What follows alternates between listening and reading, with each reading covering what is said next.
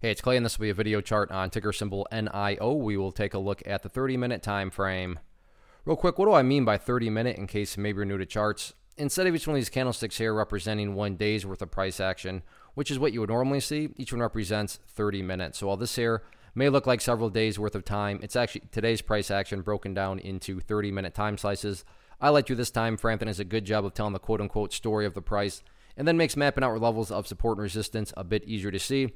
I don't mean to state the obvious, but I will anyways. And I did this in a video yesterday, but huge movement today, and you have a whole bunch of volume well above average. So definitely a lot of eyeballs. So let's get some things updated here from a support standpoint. Yeah, this level down here still does pertain to the chart, but given where the price is currently at, it's not really relevant right now. And from a presentation standpoint, I don't want to risk causing clutter and confusion because there's lines all over the place. So I'm just going to go ahead and use this line as a nearer term one and call this the ideal level going forward. And we say, hey, Clay, what would make this chart look the absolute strongest? That would be if the price can stay up above $7.50. Now, don't get me wrong. If the price falls below $7.50, I'm not saying that the entire chart's ruined or anything like that. But yeah, if the price can manage to actually stay up above $7.50, that would certainly be a huge sign of power going forward. Taking a step back, looking at things from more so a big picture point of view, that's where the purple line here comes into play, the famous 50-period simple moving average.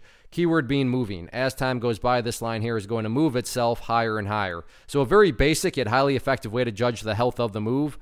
This right here being defined as quote-unquote the move. Just watch that purple line. As long as the price stays above that line, as the line itself moves higher and higher, then the bulls are in full health, the bulls are in full control. However you can best visualize that, no questions asked, that's what's being represented.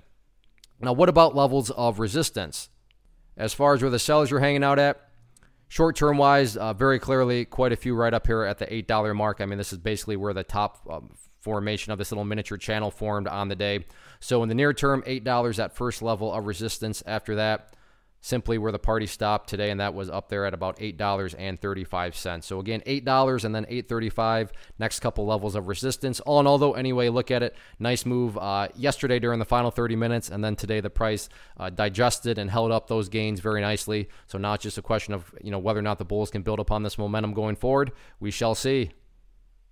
One of the biggest questions that I get is, hey Clay, how do you find the stocks that you trade? So what I've done is put together a free resource guide where I talk about the tools that I use to locate stocks that I find interesting and think may have potential. So if that sounds like something that could add value to you as a trader, then click on the image that is up on the screen right now and I will email you the guide. The guide itself is very short and to the point, and best part, it's completely free. Thanks for watching the video. Let me know if you have any questions.